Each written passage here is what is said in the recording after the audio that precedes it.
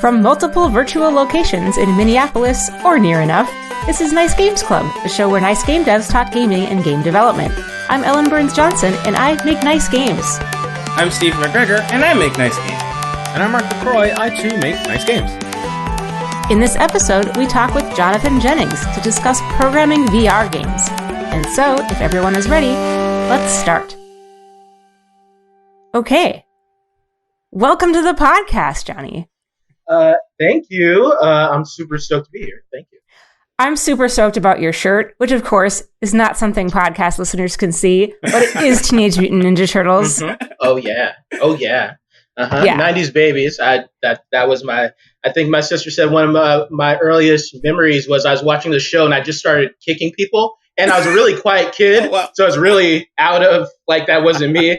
But they were like, why is he kicking people? And then, they realized I saw Michelangelo kick people. I wanted to kick people. Right. Yeah. That's what you do. So it also made sense when you came home with some nunchucks. Of course. Yeah. So Tipper Gore was right. That's amazing. So we were talking about this before the show a little bit, but everyone's got a favorite Ninja Turtle, and you were saying it changes through the year. I have a theory about that, which is that every young kid loves Michelangelo. Then when every teenager loves Raphael, and then when you're an adult, you're like, oh, I'm going to be a leader like Leonardo, or I'm just a nerd like Donatello. Wow, that's profound. Yeah, I think that's fair. Yeah, I think I definitely appreciate Leonardo and Donatello more as an adult. They were the boring ones, poles or whatever. Poles are cool, I guess. But no, that's a really solid. I like that theory. Yeah.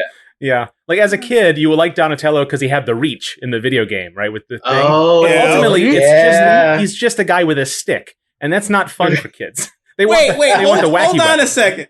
Donatello was the engineer. He's always been my favorite. Yeah. Okay. Yeah, Thank you. good. So he made all the tech, he did all the work, and Leonardo got all the credit, and Raphael complained about it, and Michelangelo just goose off. So that's all I feel about it. So according to this theory, what does it mean about me if I still think Mikey is my favorite? You just really like pizza? I don't know. I do. Do you skateboard? Badly. You and Mikey have that in common, then I guess. So. Right. Yeah. Right. Yeah. Well, all right. Maybe we should probably talk about VR. I guess that is the topic of the day. I mean, if we must. So I wanted to ask you, in terms of programming VR games, I haven't. I've only done a little bit of VR development, and I only ever did it really with game design. I didn't do any programming involved. Is there Right. a lot of things you have to consider differently with programming a VR game versus programming a regular game, you think? Right. Yeah, it's interesting, right? Because there's a couple there's a lot of intimidation when it comes to people entering VR, and when I boil it down, I tell people actually VR is just like making any other kind of game. The difference is your player's the camera, right? And Sure. that is a very simple difference, but the things you have to the adjustments you have to make around that's where the complexity comes around programming, because interactions change, the texture of interactions change, how people do everything, locomotion, all that stuff changes because there's actual person, there's motion sickness, there's and actual movement speeds, there's just a lot of the actual functionality doesn't change. It's more understanding how people interact with the experience and how you have to cater to that as an added level for VR. Does that make sense? Yeah, that makes It's an sense. interesting definition of you are the camera, because I think when people talk about VR, they talk about it's 3D and it's presence. It's like being there and you can use your hands. But the principal difference is that you're the camera. In a first-person game, you control the camera, and so it's up to the designer to create the interface for that. But that I really, really like that distinction. Is that's where it all stems from. Is that and the designer and the programmer can't give you the interface. It's been removed entirely, and that creates way more challenges. right? Than the other things about VR, the stereoscopic elements or the hand tracking or all those things. Like those are all incidental to that core idea. I love elegant language, and that's such an elegant way of getting at the core difference. And I can now, and haven't really thought about it this way before, but now that you've made that explicit, like you don't have to teach someone how to use their head. You know, like you have to teach someone how to use this twin sticks to control the camera. Yeah. And if they're like me, they're always going to be frustrated with it, and they'll never remember if it's inverse or not.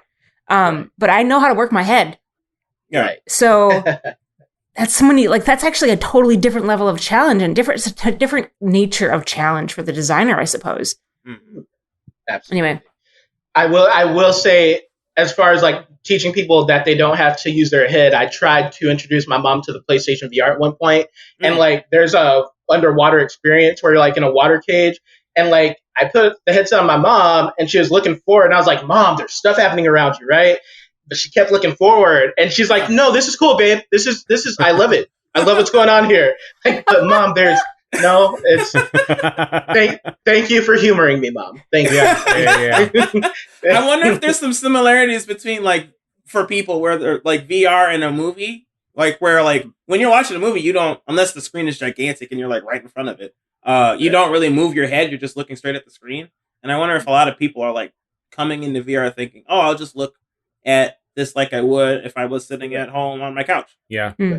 That's what makes VR movies difficult, right? Because the person who's creating a VR movie is like, oh, it'll be great. You can like look behind stuff. But people don't watch the movies that way, and they're never going to do it. But VR games are the same way. If you have like a shooter or like even like a game like Beat Saber, which is very physical, people tend to high level players tend to stand very still, right? They don't, and so I mean, Beat Saber could work as just a PlayStation Move game or a Wii game if the precision was enough. It really could, right? But you have to encourage people to actually move their head. You can't just expect they're going to.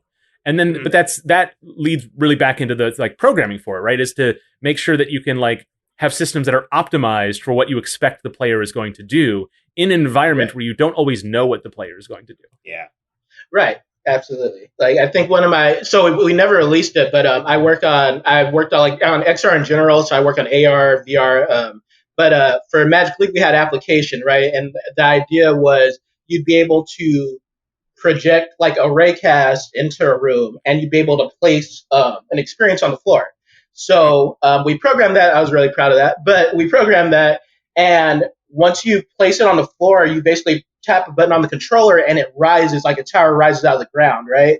Oh. And functionally, what I had to do was like there's a spatial mesh, and you basically project this ray, and it basically makes a collision on the mesh, and then that's where you can center the experience. I guess that's like the core. That's about all you can do, because after that point, like I don't know what your room looks like, right? Like you might put on your couch, you might put on your coffee table, you can put on the floor, who knows? So it's kind of it's really interesting. Like there's a point of I have to kind of trust the system to do what it does, and then let the player go, right? Like it's really interesting.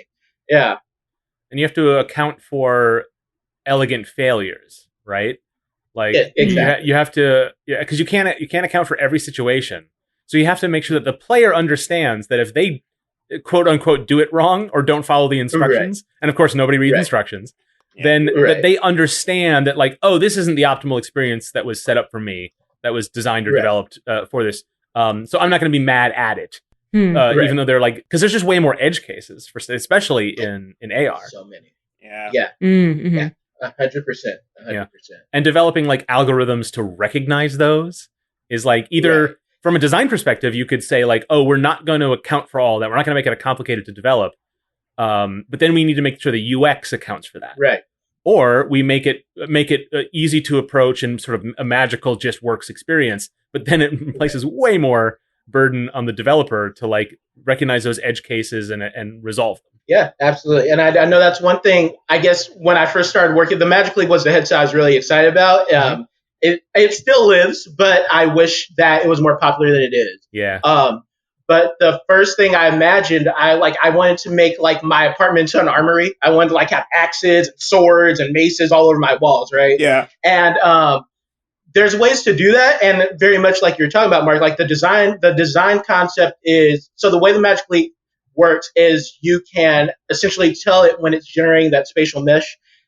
This, I want you to like respond to the floors a specific way. I want you to respond to the walls a specific way, all that stuff. And then once you kind of have that base, I'm trying to think of what the word is. It's like basically like you define like I need you to treat this kind of boundary a certain way.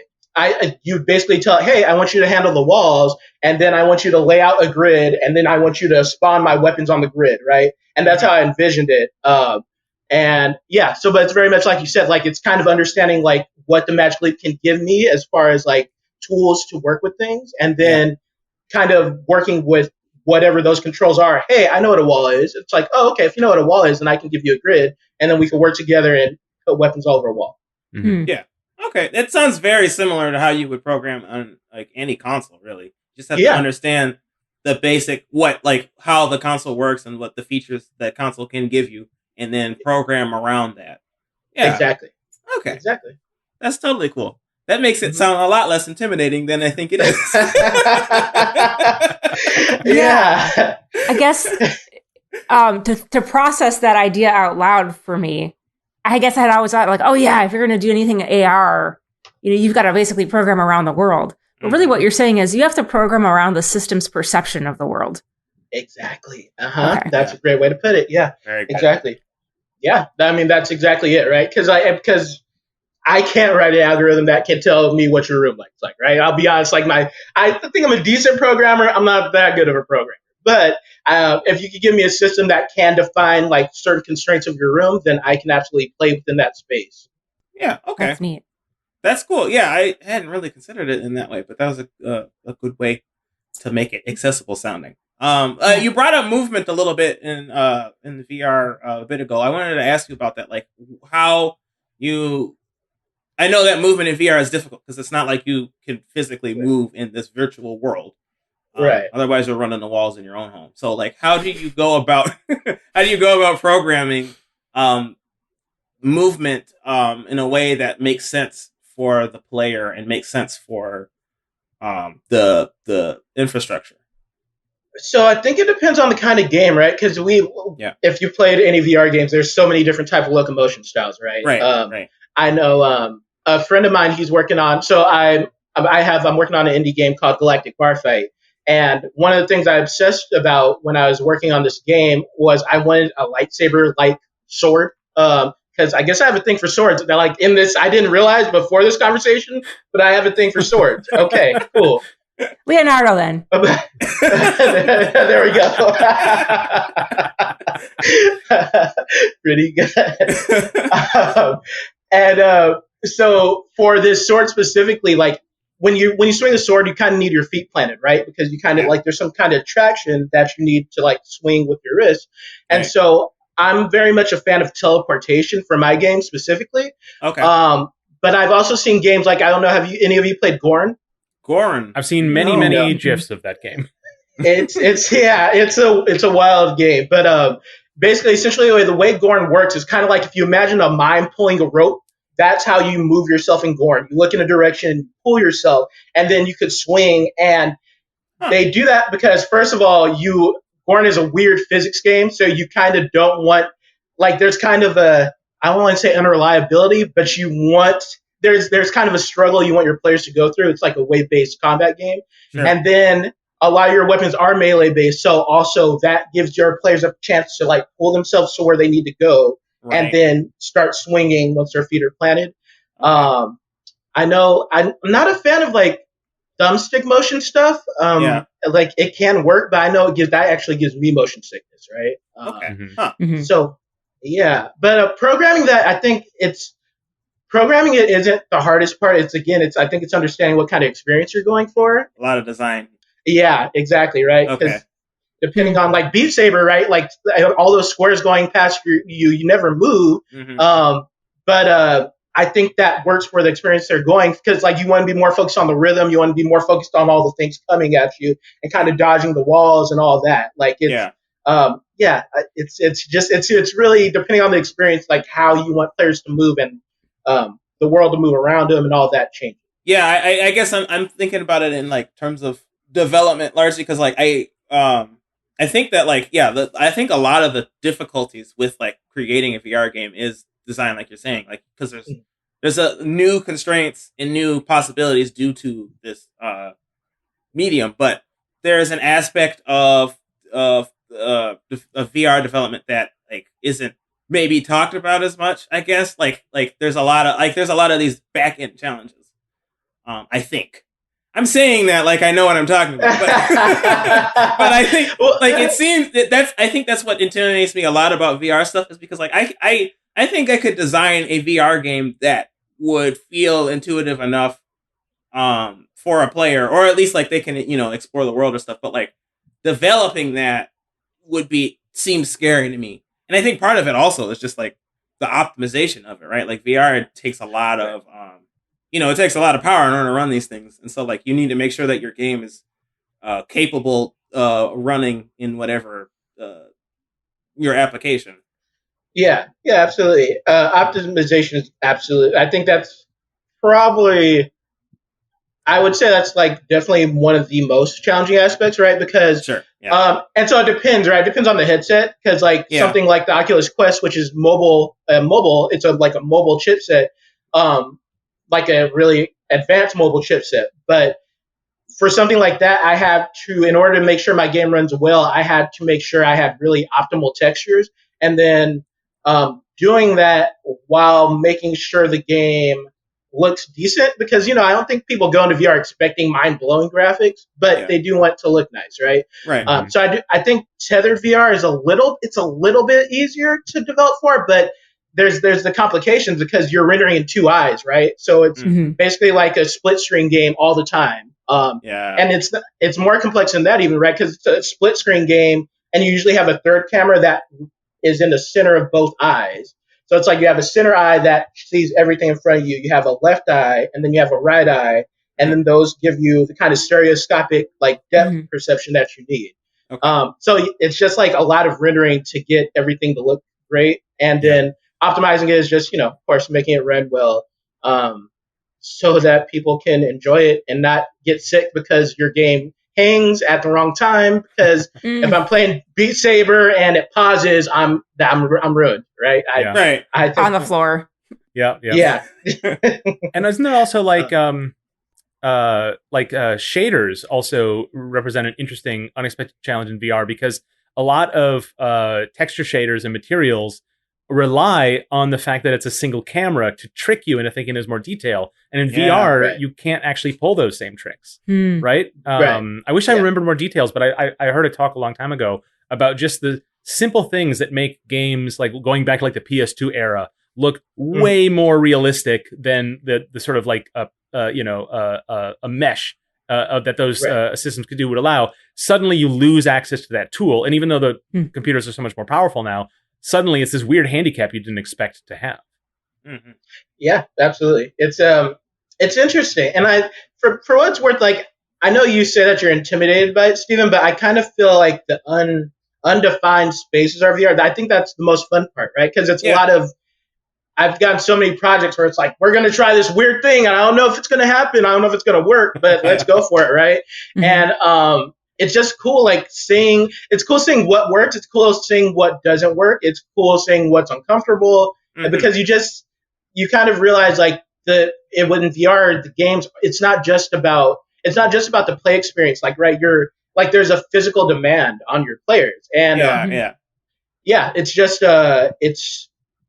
just important to recognize like who your audience is and who you want to play your game. I know games accessibility is a huge topic in general in games, but I know I saw Robin Hunicke talk at the last Oculus Connect, and she was running a panel on accessibility in games, and she made some really great points. Like, especially for our generation, we're going to get older, and we're going to want to. Like, I think I'm going to be a 6-year-old gamer, right? Like, give me 30 more years, I think I'm going to still be playing, and like, it's important we think about accessibility now because we're going to be the people that the future game devs hopefully cater to, right?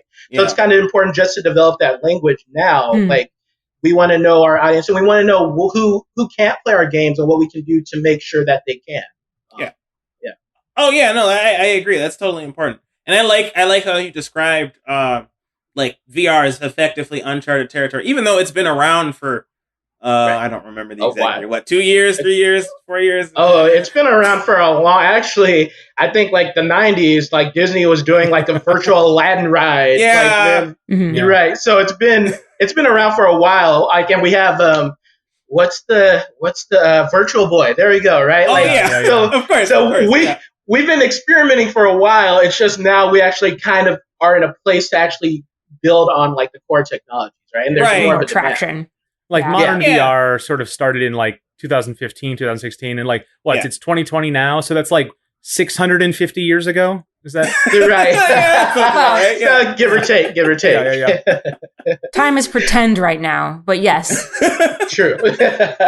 Makes the calendar math even more complicated. Yeah. So it's been a while. Oh, that's funny.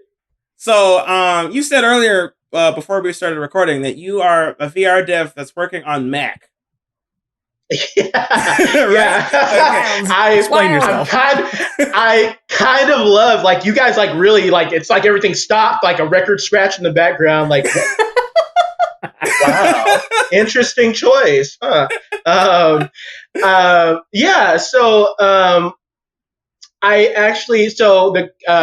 have two computers. I have like a work PC that I'm using right now, and then my personal computer is my Mac, which I've had forever, and it's what I've done pretty much all my Unity development on for years at this point. And so when I kind of came to the conclusion I wanted to dev in VR, I was like, well, can we make it work on a Mac? And I kind of explored and went down the rabbit hole.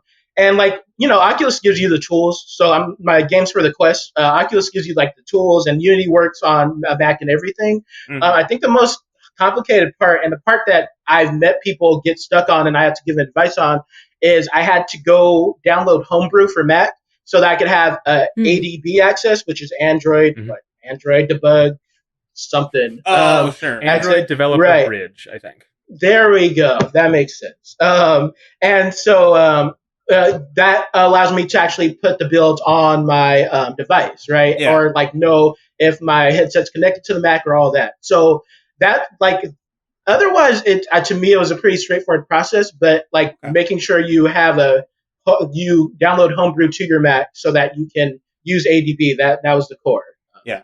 Are you more comfortable with Mac computers just in general? I was forced. This Okay. industry forced me into using a Mac computer. Grew up in a PC-only house forever, and then my first job, my first week, they're like, yeah, so cool, Macs? And I was like, never used one, but let's go. I guess we're making games. So heck, and all my my first few studios were like mobile game studios. So everything was Mac development. And that makes so much sense. Yeah. You need Xcode, right? Yeah, I can't stand that about, like, in order for you to put anything on an iPhone, you need to have an Apple device. Like, you can't even access Apple TV without a dang Apple device. I didn't know that. When I wanted to publish iOS games, even free ones, I needed to run a virtual machine for a Mac, which is like, yes, they're both made by Apple, but they're utterly unrelated. There's no reason. Right. And it wasn't even to develop the application. It was to upload it to the App Store. It was a plugin, and I'm like, this is like a thing I have a soapbox about. But in terms of Mac development, Unity was originally a Mac IDE only, and it came from a tradition of Mac developers. And for a long time, that is what got a lot of people who were working on like design and web dev and stuff, who were very much at home on the Mac. It got them into game development because there was this like growing place. And now Unity is extremely cross-platform, but it very much started in the Mac development. You can listen to an old episode of ours with our pal Matt Gravel, who's been using Unity since its early beta and is also a longtime Mac user. And that's what got him into it. Yo, I'm about to check that one out. We'll link it in the show notes. Yeah. Good times. I wanted to talk about like cost of like VR games for developers and consumers. I'm curious, like, is it more expensive to develop? I mean, I guess you got to get the hardware, right? And that's more expensive than a console sometimes. And I don't know. I assume they're more like dev kits for consoles are expensive too. But like, I'm wondering if you feel like the cost of like developing on a VR device is more expensive for developers. Yeah, I think the devices themselves are like that's kind of the choke point of VR becoming mainstream, right? Like I'm making a game for the Oculus Quest. I love the Oculus Quest. Mm-hmm. I can't. It's hard for me to tell other people, hey, drop $500 for my game, right? Yeah. Like it's not just hey, whatever my game might cost. It's my game plus if you don't have a Quest, the cost of the Quest. Right. And so and then like the Magic Leap was like over $2,000 when it came out, and like they're expensive pieces of hardware, right? So there's no like developer kits. You basically buy the device and you just put it on. Or I guess you could consider all of them developer kits, depending on how you want to look at it, because technically the first Magic Leap was a developer kit itself. Like, yeah, it's unfortunate. It's unfortunate how high the costs are, and like again, as far as like assets and stuff, that stuff's not more expensive. Right. It's more just that initial cost of getting the headset, which is a bummer. I really hope. I kind of feel like if VR headset costs don't drop, which I hope they do, then I think VR arcades are the only way I can really see VR taking off, like in the relative near term. But then the virus happened, so that's unlikely. Yeah, not so near term. Right. Yeah. Right. Yeah. Yeah. So we'll see. Okay. Well, I know that like there are VR games you can get on your mobile devices. And I normally when I think about VR games, I don't consider that, but that is an aspect of it. And almost everybody has a phone at this point, so like, but like that is a potential avenue, and I think that people are trying to lean towards that some. But I don't know that there's been a lot of I don't know if there has been a lot of advancement in that area, in that direction. The opposite of that, in fact. Samsung Samsung and Oculus are no longer developing the Gear VR platform. A lot of that got moved over. A lot of those developers got moved over to Quest, which is good. Is they all had a life raft. But Google has stopped Daydream development. And Cardboard is still a thing, but it's very much promoted, as it always has been, as like low cost for developers, hobbyist focused. I think the market just wasn't there enough, even though that is the easiest way to get into VR. And the experiences, were not as robust, but still pretty good for essentially the cost of nearly nothing. It just didn't find the audience or the developer base. Well, it introduces a really different way of gaming on your phone, right? Yeah, like you think about the way that I think the bulk of people who do the majority of their gaming on their phone use their phone to play games. It's counter that habit is counter to the idea of sitting down, putting on a headset, and staying in one place. Right. Yeah. It's like having a bicycle, but then also using it to run a generator. Like they both do it does both those jobs, but they have nothing to do with each other. Right. Yeah. They're very different. Right. So I think, I wouldn't be surprised if it comes back around later, but I think, coming back to what Johnny was saying, like I think costs might have to come down. Mm-hmm. I think that's one area. Like, so I think we're going to be studying Pokemon Go for a long time because I think it was a really special experience, and I think like we're still kind of appreciating why. Like, there's between Pokemon brand, like the technology, phones, like I think a lot of things merge, and people kind of all of it merged in a really seamless way.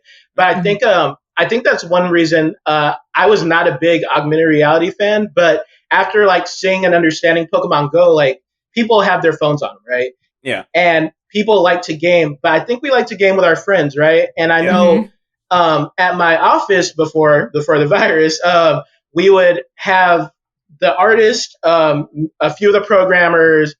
I think, it was mainly the artists and the programmers. I think a couple times producers joined us, but like there are 10 of us that would walk outside and we'd go on a raid because there's a raid right down the street from us. And we'd sit there and we'd talk like while we were doing this, and we'd shoot the breeze and talk to each other the whole time. But like it made it a social experience, and it was so funny because people saw us out there, and the office across the street came out, and they're like, "Hey, do you guys play?" And we're like, "Yeah."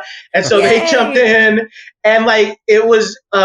One time a guy was driving down the street, and he actually stopped to join in our raid. Like, wow! I think there's something to like AR and having an experience that people can kind of just jump in on, and I definitely think that's something that Pokemon Go does really well. while being like an AR experience, being an AR experience that you can play and not feel enclosed. Because I think that's another turnoff of VR, right? Like people don't like being trapped in a headset. That's kind of the feeling that people have told me they've gotten. Like I don't feel that way, but I can see how someone who doesn't play VR much could feel that way. So I definitely think the future of AR or AR glasses or whatever moving forward in that direction is going to be more about taking that social element and injecting it with like our real world spaces and giving people a way to like kind of bounce off each other, like really make it a social thing. Okay. Yeah, that's fascinating because I know that like I mean, again, I'm not super experienced with VR stuff, but I am under the impression that like VR chat, I know VR chat is still a thing and people still use that quite a lot. But other than like that and maybe some like online multiplayer games, there's not a ton of social aspect in VR. And I think you're right. Like VR does kind of close you out from other people in a way that other games do not. Like even if you're playing an intense first person shooter on your Xbox One or whatever, you can pause the game at any point and go to the kitchen. You could, or somebody can yell at you to turn the TV off or something. I don't know. Right. You haven't left the world. Yeah.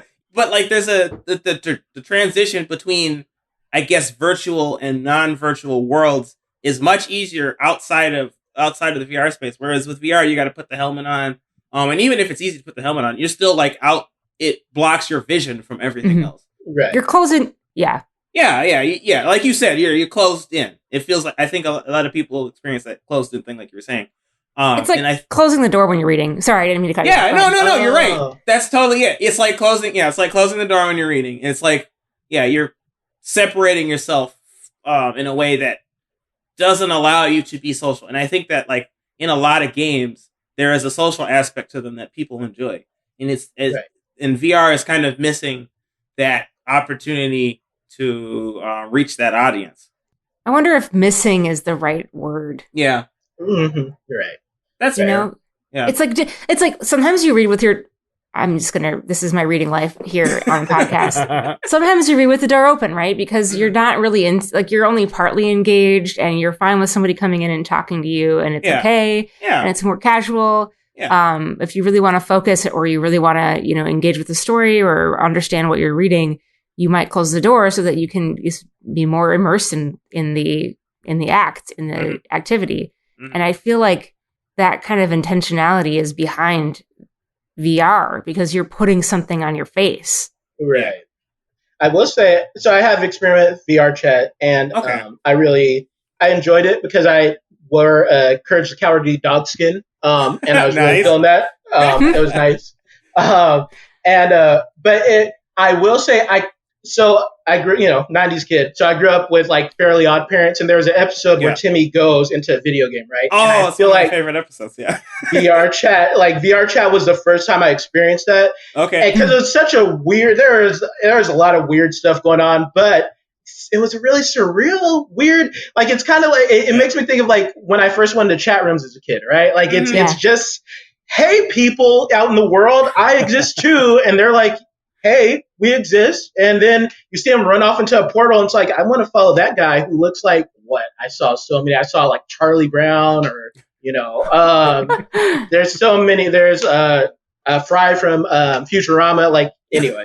But it was just it's a really interesting experience. And I think there's something there. I just think we have to, I guess I would love to deconstruct why, like, I don't know if you guys got into like chat rooms much as like teens or kids or whatever, but I kind of think it would be really good to go back and kind of study that and figure out how to make it feel communal like that and in VR. I don't know if that's possible, but I'm kind of curious. That's fascinating. What if like there was some kind of like Neopets thing in VR? Right. Because like Neopets is super popular, and I think a lot of the reason why people like Neopets too is that like they were able to create their own web pages and stuff in Neopets. If VR, I'm imagining a wild future. Y'all tell me if this is too crazy, but I'm ready. I'm imagining VR in libraries where like maybe you can sign up to like have an hour or something on VR, and then like you can go in there and like you can build your own virtual world and stuff, and then like people can explore that world.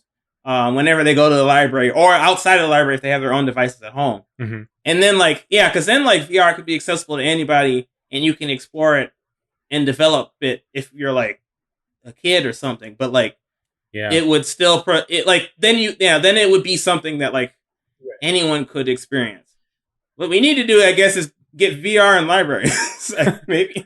What you're describing is accessibility, but the types of experiences that are conducive to that are things like that are very kid friendly, like Minecraft or Roblox, right? Mm-hmm. Yeah. Or maybe not as accessible to kids, but similarly approachable, or open blue sky, like Dreams, which can be done in VR. Right. The key is those experiences are really, really suitable if and maybe only if they're easily accessible. Yeah. Right. And so that's a barrier for VR. Yep. Yeah, I think that's what Facebook is trying with Facebook Horizon. That's their next big VR push thing. Mm-hmm. But it's very much like that Dreams, Roblox kind of build your own environment. We're going to give you the tools and just create your own space type application. And I'm super curious about it. I think they have a beta for it. I haven't really followed much on it, but I'm super curious. It sounds like they're putting a lot of energy into it. So yeah. I'm super curious. For all the hate that Facebook gets, deserved and undeserved, both, they are actually trying some interesting things, but they're the only ones really focused on that because that's what their company is, right? And which ends up being a thing that players and developers don't want necessarily, but is also researchers and people imagining the future of VR get excited about. So it's a weird. It might be a while before they're able to convince people that it's a good idea, and probably much longer for them to convince people to trust them with that idea. Yeah. Mm-hmm.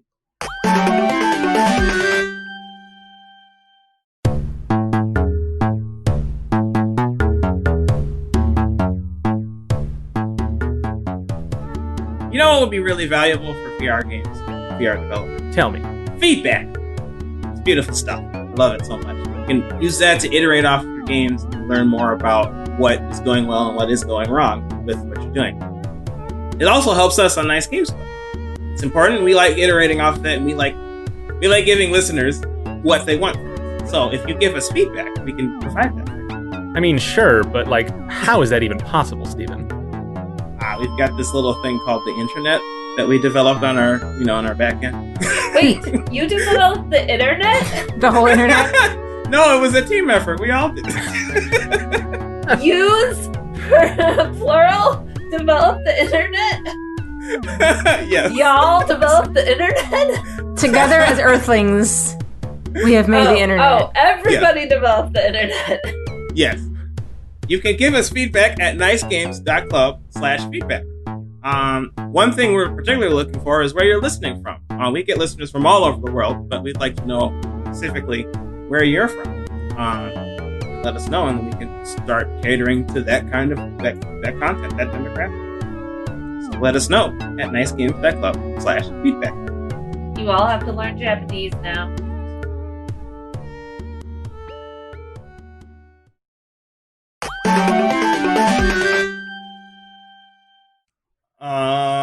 I don't know if y'all have been watching the Summer Games Done Quick. Has been going on this over the weekend. And from where we're sitting, anyway. Oh yeah, from where we're sitting. Not. Don't run to Twitch now, listener. Yeah. Go to YouTube. It's all there now. Yeah, it's all on YouTube. Yeah. But they did a speed run of Half-Life Alyx, which I found very fascinating because it seemed like the person who was doing the speed run was getting a workout because they had to duck under stuff and things like that. I haven't played the game before, but I was curious your thoughts on that, Johnny. Speed running a VR game, if that's something that is in the cards for the future. I wouldn't be surprised, right? I think there's a lot of directions to go. I know. I think it was Achievement Hunters. They had one of their writers or one of their a member of their team play through. What is it? It's maybe it was the Exorcist, it was a horror. It was a horror game. Oh man, you know the movie where the girl throws up all over the priest and she's The Exorcist? The Exorcist. The Exorcist. Exodus. What is that? The Exorcist. There we go. Yeah. It's on the tip of my tongue. Okay, The Exorcist, right? Yeah. So they had somebody play through that, and so maybe I'm a bad person, but watching him go through this horror VR game was so satisfying, and it was fun because it felt like we participating, right? As they had 2 cameras, they showed the rest of the team on the couch watching him, and I was at home watching them, and he's going through all this stuff, and you see a picture fly in front of his face, and he freaks out, and I freak out, and they freak out, and so I think like watching people go through VR experiences in the future is going to be really interesting. Yeah. I don't know a ton about speedruns, but I think one of the most interesting things I saw on Gorn was a guy do a no weapons run, and he was like an MMA guy. So he basically fought like the AI and like no hands, and he was destroying them. But it was fast. Like he used actual real life skills and abilities he had to destroy this AI he was competing against. Yeah. And I think that's really interesting, right? Because VR gives you as a person, like if you have skills, like you one day will have foot trackers, and if you can kick kick an enemy in the face, then you'll be able to do that in the game, which I think is really it's interesting. It really adds a human element to the game, like that's beyond what programming can do, right? Like I can give you hands in a game and then watch you do whatever you want with your hands. I think that's really fascinating. Yeah. Dang, that is cool. You're going to need a bigger living room, though. Oh, absolutely. That's true. Yeah, you can't be doing flip or cheaper furniture. True. That's one of the challenges for designers, right? Is to like create physical, real experiences, but without requiring, because games are abstract, right? And I don't think a lot of designers, it's like a eureka when you realize it's like, oh, I want to make like a VR boxing game. That sounds really fun. It's like, yeah, but I don't want to make a box. If I make a boxing simulator, then like that, a bunch of people who love fighting games will not be able to play it. Right. It appeals to a different audience, and it becomes like a question of markets and advertising, and like if you want to get, this is a rhythm game but in VR. That's the sell for Beat Saber, and that works because rhythm games are physical, right? So it's a very easy translation. But when you say it's a fighting game but in VR, like, I can't think. I mean, Steven, that doesn't sound exciting to you as a fighting game enthusiast, does it? Right? The subject matter is different from the experience of playing. But if someone, someone who loves like Ring Fit Adventure or Wii Fit or something might love an experience that is less sort of good for them, but still about engaging them physically in a proper physical challenge, right? But then how does the VR developer convince that person to play it? Because they're not looking for that kind of game. Right? Yeah. Yeah, like what kind of genre of game is that? Because I think people like look at a genre and think, I'm not into shooters, or I really like RPGs. How would you classify a physical? I guess there are physical games, but like, how would you classify it in a way that entices somebody to pick it up? Yeah, like I don't love shooters, but I quite like shooting, like bow and arrow simulators and like gunplay in VR because like I feel like I got pretty good actual aim, but like but all the game Super Hot might be the exception because it's like very abstracted, and it's sort of it doesn't assume that much of you or ask that much of you to assume going in. But for the most part, games like that are like very much in a similar milieu of shooters in traditional games, and I don't like those so much. And so it's harder for me to get into games that I would actually quite like in VR because its analog genre doesn't appeal to me that much. Even though that activity is like a total blast, you know? Yeah. So I'm not like, I enjoy puzzle games. I'm not like the biggest puzzle game fan, but there's a game called Tumble Vr on PS4, right? And essentially it's like Tetris, except you have to stack the blocks to a certain height. And it's really interesting how that just like being in the space kind of changes that, because you have to like, okay, I'm going to place this piece here. This piece is bigger than that piece. I got to worry about the balance because the physics are involved. And kind of, it's just interesting, like whether that dimension can help or hurt a game. And I know Tumble, I feel like they did a really good job. I like that game. That's a game that's easy to show people too. Like it's like, there's a couple of good first time VR experiences. That's one of them, because even if you're garbage at it, like you get it, and like you have a good time, even if you can't do very well with it, right? Yeah. Because it's just because it can just be playing with blocks. Yeah. Yeah, exactly. Yep. Mm-hmm.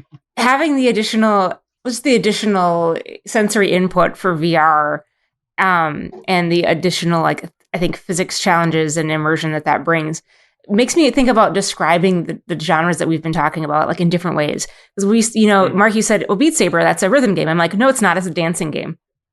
Ah.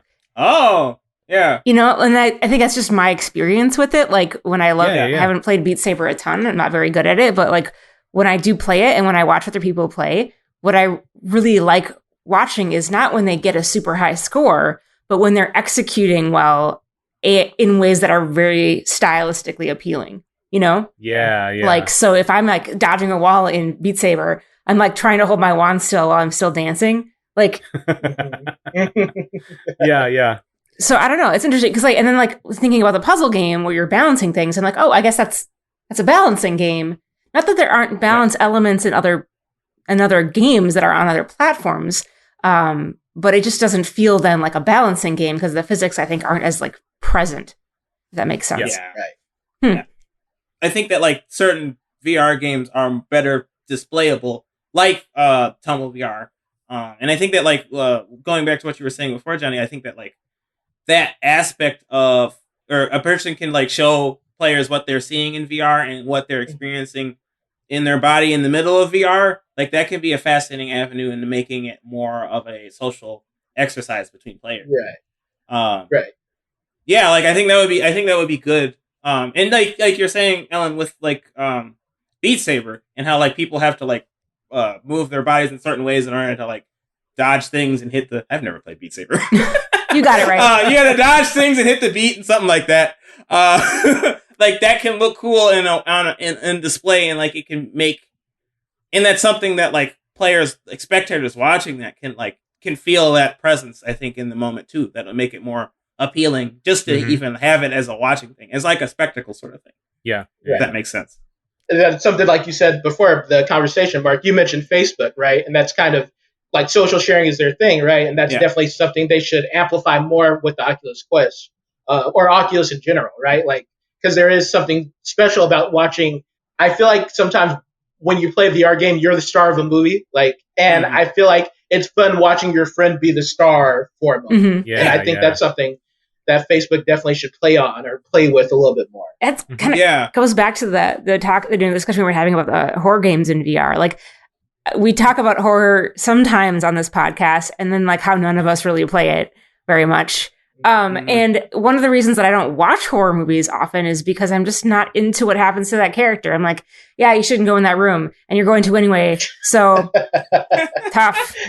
But like, adding additional layers between me and the experience, usually I feel like would remove me more from that experience. But in this case, if I'm watching someone go through a game and I like that person and I'm invested in their performance, now I'm way more invested in what happens in the story of the horror game than I would be if I were just watching some random Hollywood person, eat it. Yeah, I mean, like, that social experience of VR, of watching people play VR. I used to run a monthly VR meetup where we had a bunch of systems and people came and just played them, right? It was sort of like, it was a little bit like a library, right? For one night only. And that was fun to do because it got more people interested in VR. We could have VR developers come show off their stuff. But it was really just fun to watch people play.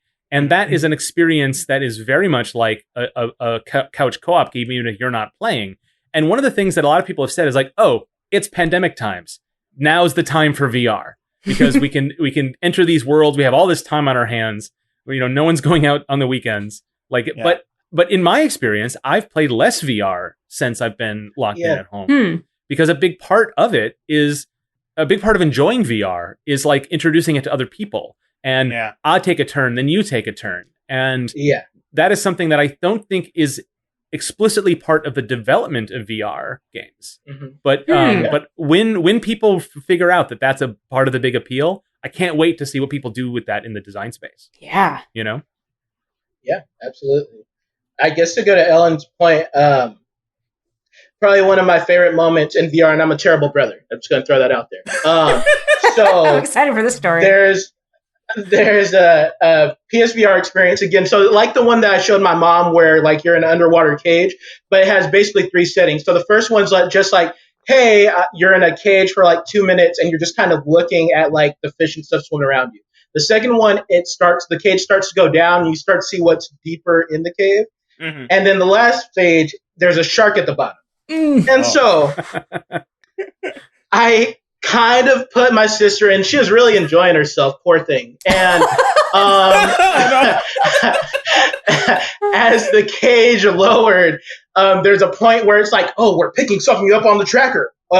And she starts to freak out, right? And so then you start to see the shark swim around. And then at the end of the experience, the shark almost gets you. Oh. And to hear the scream, I was in tears. Oh man! Because of remorse? I love her so much. I love you, Shani. I love you, Shani. Huh? Because of remorse? Huh? You were crying because of remorse? I'm guessing not. I love her. You know, I love her, and she, she. It was a great diplomatic answer.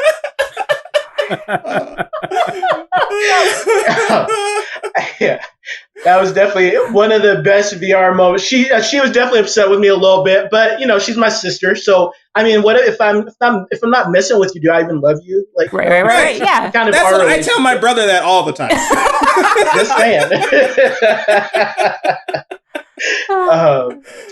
But it was really good, and to speak to your point, right? That's my sister, watching her go through this whole experience and just be in anticipation, because I just know the moment the shark scene starts up, she's gonna just like watch her body language change, and it's like, okay, I love you, and I made sure I was around so like she wouldn't run off and like hurt herself. Like I made sure I like cleared the area, but I just had to get that reaction and just let her.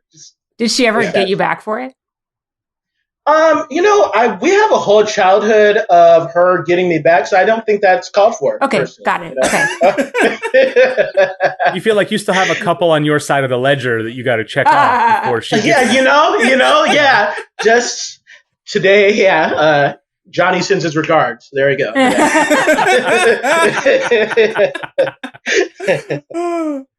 So, Johnny, I want to ask, what's a thing in VR that you would like to do, but you can't because of the current technical limitations or dev limitations of VR medium? Good question. Right? That's a good question. Boy, yeah, right?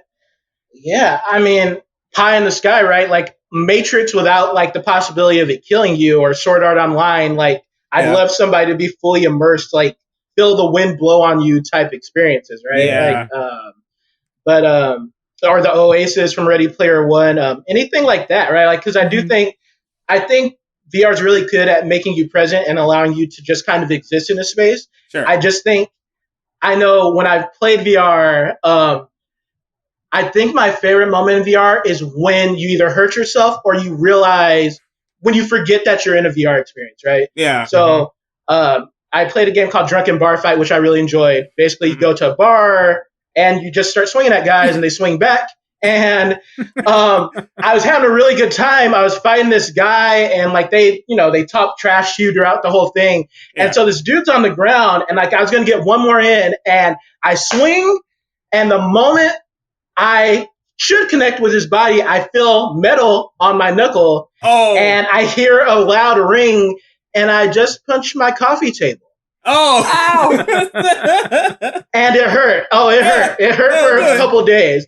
But I think those moments are really magical. I really enjoy those, because I think like to get so lost in the experience. Or I had a friend, he was like sneaking along a wall. I think it was an Apex construct, and like he like actually leaned to lean against the wall to sneak around the corner, and he fell. And like that to me, there's a magic to that, and I kind of wish, I almost wish that people could have the satisfaction of being so lost that they could just really like be in the experience for a moment. If you could actually develop those experiences instead of just happen upon them, right? Yeah, exactly. We've talked about a couple of these on the show before. Like I think I've told this story where I was at Oculus Connect one year and I was demoing Super Hot. And I swung my fist to punch a guy, and I hit the actual guy who was demoing it for me. Oh no. He was like leaning in to like jiggle a cable and just didn't realize I was there, which is like when you're demoing a VR, you've made that mistake before. And I just like hit him right in the face, and it was the most confusing moment of my life. Yeah. But Steven, you talked about you were demoing a VR thing a friend of ours made, and you were convinced that there was like a refrigeration effect on your hands. Yeah, like that was right? so wild. Okay, yeah, there was just there was a demo we had played where like they had like a hand tracking thing. I think there was some light that was following your hands, or I had gloves on. I can't fully remember. But yeah, like I could just pick up stuff with my hands. But when I was picking things up, I swear I felt a sensation in my hands that like made me feel like there was something there. It wasn't the object I was picking up, because like I was picking up a vase or something, and like I felt some sensations, like some like force on it, but it wasn't like I was feeling the actual vase. Like I just felt like there was something there. And so when I convinced it was just some tech. Yeah, I thought it was part of the game. I was like, how did they manage to get my hands to feel that? And then like the demoer was like, no, that's not in the game. That was just your own mind doing That's that. so That was cool. your body doing that. And that freaked me out for like the next couple days, because I was Right. like, how did Right. what? Right. Yeah. Yeah, I think that's something I really.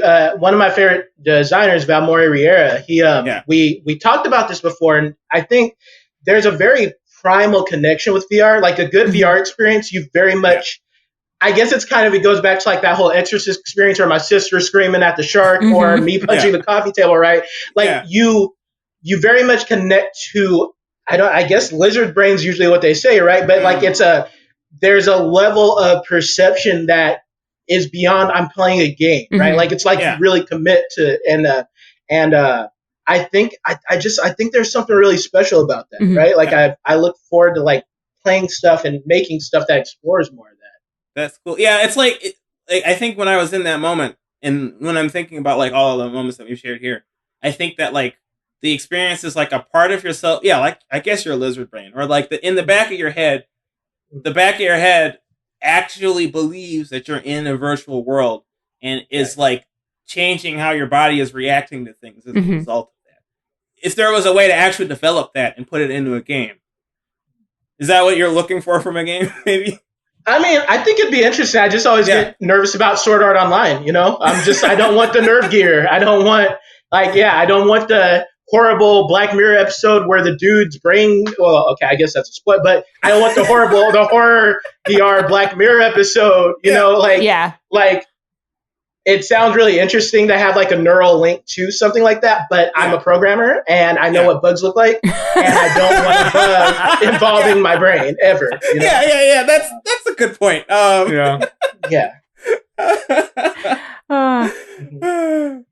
I'm curious, Johnny, whether you think, if there's even an answer to this question, do you think that the most significant developments in VR over the next few years will be technical, or do you think they're going to be more around like figuring out some specifics of human perception, reaction, and psychology to help make those experiences more immersive?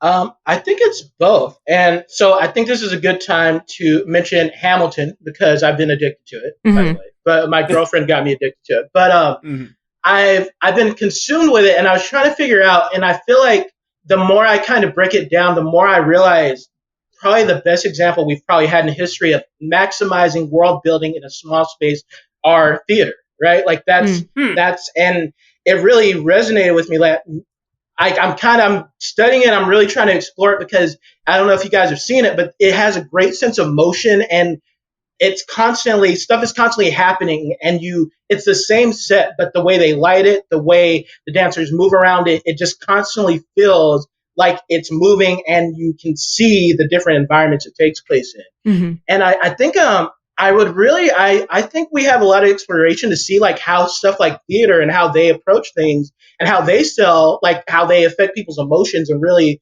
connect with viewers. I think that's something we can definitely all learn from. And then I do think technologically, right? I think you mentioned, Stephen, about like that tactile feedback. And I know one thing that excites me about the PlayStation 5 is the idea that the controller is supposed to have this strong sense of tactile feedback, whether you're playing a racing game or I know Mark Cerny wrote it in his paper, but like there's they're supposed to like the tech spec or whatever they wrote. But yeah, it's supposed to be a strong tactile sense throughout. And I'm kind of curious how they integrate something like that into VR. I know I went to E3 one year and I put on one of those badges so I could feel like a paintball game. Me and a girl were playing. We shot each other. And it was interesting feeling the bullets or the paintballs hit me in the chest or whatever. And we both freaked out about that a little. But I think, so I guess to answer your question, Ellen, I think it's both of those, right? I think it's both understanding how we can connect with people better. And I think VR is so new that we're trying a lot of game stuff. And I think that's important. But I think that the connection I want with my players isn't the connection they have with Mario. Right, like that's not where I'm looking for my games to go. Interesting. And so I think it's both. Yeah, it's going to be so fascinating to watch. We could revisit this conversation every 6 months and probably have an entirely new set of things to talk about. Yeah, absolutely. Very true. Well, when Galactic Bar Fight is released, we can have you back and we can update the state of VR. Which, by the way, we cannot let you escape without telling us more about the game you're working on. Yes. Yeah. Well, thank you kindly. So Galactic Bar Fight it's a game I've been working on for about I guess it's going to be close to a year soon. I'm solo deving it, which was not the original intention, but here we are. So I designed it. I'm programming it. It's a wave-based action shooter game that takes place in like a sci-fi bar environment, and it's still pretty simple. My prototype's pretty basic. You can grab the laser sword and slash enemies, and they slice into pieces, which I love. You can shoot laser guns. I'm pretty happy with the sound design and stuff. I need to do like another visual pass to just get like my first level demo, and then I have an AI problem that I've been moaning about for a while, but I'm trying to work my way through it because this is probably the most complex AI I've worked on so far. Yeah. But I think when I think of the emotions I want the game to create, I grew up on Smash TV and Serious Sam, and I really would love a really hectic, almost kind of when you see Bayonetta, it like move around and shoot. Like I kind of almost want people to have that dancing, shooting, like chaos. Beautiful chaos, like right. Yeah. That's so I'm working on it. I'm still having I'm trying to create the foundation, but I really look forward to like creating more destructibility and more things people can kind of play with in the environment to get that sense of like I'm doing a whole lot of destruction and it feels really good. And I want my players to feel like a badass at the end of the day. Personally, like that's my goal. I look forward to developing it further. Yeah. Fantastic. In bringing out my inner Michelangelo, that sounds awesome. And I want to play it. I love it. Good times. Oh, I guess before we end, Donnie, is there anything you wanted to bring up in relation to VR that we didn't talk about yet? I guess just to kind of go a little bit more into like motion in VR, right? And it's this really rough idea I have, but I feel like in VR, when you're developing VR, there's almost a currency of motion that you're asking your users to expend on your application, right? And so Thrill of the Fight is a boxing game, and it's a lot of fun. It's also really hard, but basically it's a virtual reality boxing game. And as I was playing it, like there's a point like where physically I just can't throw punches, right? Like we're round 2 and I'm tired. The AI is still coming at me. I had to block and bob and weave and whatnot. Yeah. And it's just kind of the understanding that like I know it's something I've had to work on in my games, but it's kind of just the understanding that every time you create a new functionality or a new interaction in VR, you are placing this certain energy and movement demand on your users. And I guess that kind of goes back into like accessibility, right? It's like understanding, like you're not asking them to push a button, you're asking them to do a thing. And that has a cost. And if you get your players tired, like something like Thrill of the Fight, I expect a boxing game to be kind of intense. I expect Beat Saber to be intense. I think Super Hot, my movements are a lot more tight and a lot slower because I'm trying not to get shot, right? Yeah. And it's just kind of understanding like what that cost you're expecting from your users are and designing within the understanding of that. Like you can't keep on expecting your users to jump through hoops and then like they're going to get gassed halfway through the level and then no one's going to finish your game, right? And so I just think that's something that I wasn't a fan of, like the Rocky game. It came out and it was more it was kind of mini gamey, and I think it was just really frenetic. Like through the fight, for what it's worth, like it, you know, you might have 2-minute rounds, but it gives you a minute to like cool down, like the actual boxing fight match, right? Okay. Like so, you go to your corner, and I'm sucking wind, and then like the bell rings. I'm like, all right, let's go. But I just think it's really important to understand when you're designing, like making sure that you do create those breaks or giving your users a chance to like just like their safe room, right? Like the typewriter in Resident Evil. Just give them that chance to go and we're going to decompress for a moment before we go back into the action, especially if it's like something that's really physically demanding. Mm-hmm. Yeah, that's good. Yeah, pacing in VR is very different. Yeah.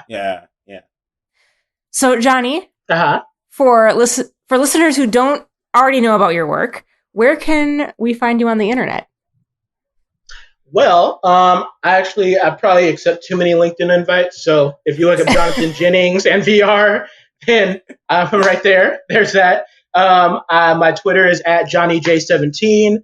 I'm a little politically charged right now, so I apologize in advance if you add me, because I feel very strongly about, which I think a lot of us do, but I feel really strongly about what's happening in the world right now. Mm-hmm. Yeah, never apologize for that. Yeah. Oh. Fair enough. And in my Instagram is ChocolateBear1990. I like to write on Quora, so if you look up Jonathan Jennings and like game dev on Quora, I like to answer people's questions because I get really frustrated when gamers call game devs lazy, because I think of I've done some bad stuff when I've made games, but I don't think I've ever been lazy. Like I've made poor decisions, I've released bad things. Lazy though, that I just feel like that's always uncalled for. Mm-hmm. Yeah, we've had some words on that topic before. I bet. As you should. Mm-hmm. Mm-hmm. Well, that's our show. Check out our website, nicegames.club, for show notes and links to resources on today's guest, Jonathan Jennings. If you like this episode, give us a review on your favorite podcast app and tell your friends. Independent podcasts like ours rely on word of mouth to grow. We love hearing from our listeners. For a quick way to give us feedback on the show, head over to nicegames.club/feedback and fill out a short little form.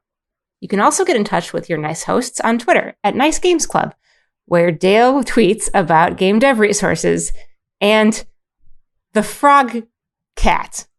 The frog parentheses cat end parentheses. Confused too? Follow us on Twitter to find out. Yeah. Or you could just email us through contact@nicegames.club if you don't want to look at frog cats. Ask us questions, suggest topics, or just say hello. So until we start again, remember to play nice and make nice.